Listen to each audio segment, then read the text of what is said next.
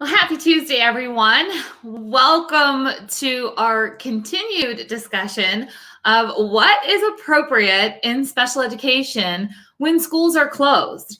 I've been talking nationwide to reporters and special education groups and special needs parent support groups about what to do next with everyone kind of upside down in deciding what needs to happen in special education. So today, let's talk a little bit about what this word appropriate is, because it's definitely different today than it was yesterday, and it's going to be changing forever. And that's not a bad thing. This is an opportunity for us to change special education like it has never been changed before. We're going to see more changes in special education than we've seen since the law was enacted. You know, there are things that are happening in IEPs on a regular day before all of this crisis happened that were not appropriate for a child's education when we look at the purpose of an IEP, which is to prepare a child for further education, employment, and independent living.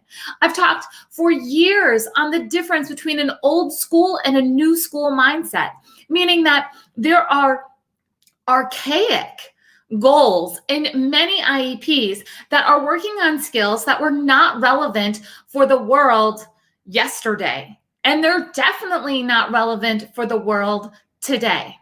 So when I talk about IEP goals that matter, I'm talking about developing the skills that make a difference for a child, both short-term and long-term, and not based on some old curriculum standards that were made for students who were living in a different world than we are today. You know, I've been working professionally in the special education arena for over 20 years, and I'm a special needs sibling, which means that I live in our special needs community every day.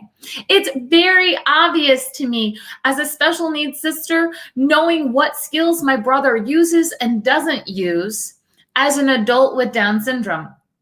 I mean, have you ever gone to school and you learned something? Remember, way back in the day when you thought, I'm never going to use this, and you were right? Those are the goals that need to be kicked out of the IEP paperwork. If the goal does not seem relevant to you as an adult, then it is most likely not relevant to the student. If we're really going to look at the purpose and findings to prepare a child for further education, employment, and independent living, all three of those things just changed drastically. Many people are talking about it in a very doom or gloom state, but I see this as a silver lining to look at what does further education, employment, and independent living really look like for students in the future. No more should certified teachers be sitting down at their little table in the classroom counting fake money of penny, nickels, dimes, and quarters to try to teach a child money management. See, here's the thing. I can't take my penny, nickels, dimes, and quarters and go spend them anywhere right now. Nobody will take them. We need to work on math skills that make sense. When we're talking about rounding and estimating and talking about budgeting and greater than and less than, let's go there. Those are the things that we need to do our online banking and our Amazon purchases. When it comes to looking at how to get a job beyond the school years, when we're talking about gaining meaningful employment, is what we say. We can't be prepping kids by putting them in a transition program that works on learning how to shred papers. And some of you guys just said, what? And yes, that happens across the country. It happens every day where students who are ages 16 and over are in transition programs, and their big job skill that they're learning is how to go shred papers in an office. That is an unnecessary skill at a bulk level, which means that those are irrelevant for helping a child gain meaningful employment. We need to look at communication in a whole different way. There are children that are denied technology that their same age peers have in the building because it didn't seem necessary. To implement their IEP, that technology wasn't necessary. Well, it is now. So no longer should a child ever be denied the technology that their same age peers are getting in a building, because it's absolutely going to be necessary from this point forward. It would be foolish to think that this is not going to change our education system. There's going to be more options and more opportunities to deliver in a creative way than ever before. Sure, we're working out of panic now, but if we do this smart, we're going to be able to move with momentum back into the schools with more creative ways to serve our students with special needs than we've ever had before. Let's talk about inclusion just for a minute. Inclusion has been a barrier because often we'll hear teams say, now get ready, some of you guys are not going to like this. You're going to say, no way is that actually said. And other ones are going to say, yes, I've heard that. You're told that your child cannot have an inclusive experience in the school because they cannot sit in the classroom quietly. Because they cannot sit in a room with 30 students and one teacher and listen to the same lesson at the same time to learn the same material at the same pace, they're being denied inclusive activities. That's the old way. The new way shows that we can all take in information differently. We can learn at our own pace. We can break it down.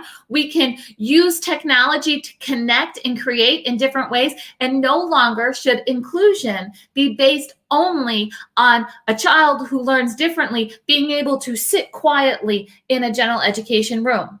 Inclusion right now means being able to communicate with somebody virtually. It's about being able to connect and talk about your feelings. It's about being able to talk to others about things that you like and you don't like. That's where inclusion should have been before, but that's where inclusion definitely can go now. So for all the parents who are sitting at home and you're worried, how is my child going to make progress? The first thing you need to do is to decide what's your priority.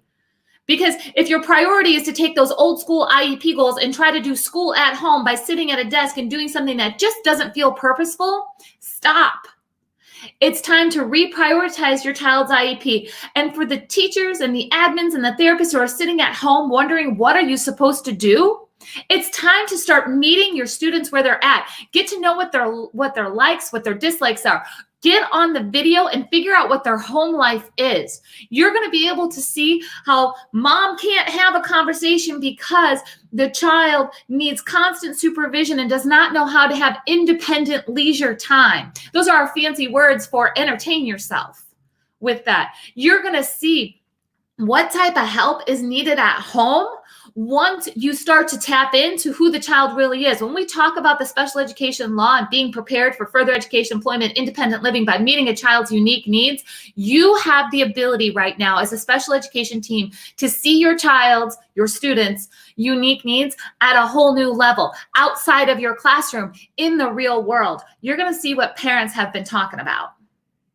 So it's time to stop thinking old school IEP, to stop worrying about how are you going to get those minutes that were all set to be in a school setting? How am I going to get all that OT, that PT, that speech, that resource time that was written to be done in school? How am I going to get that at home? You're not. But you can get something different. And if we do it right, you actually can get something better. I'd love to have you guys come join me over at masteriepcoach.com or just hop on over to katherinewitcher.com. So we can work together further because, again, this is an opportunity that we have not seen ever before in our lifetime to change special education for the better, and we're not going to let this go by. All right, guys, keep those questions coming below, and hopefully I'll see you over at masteriepcoach.com.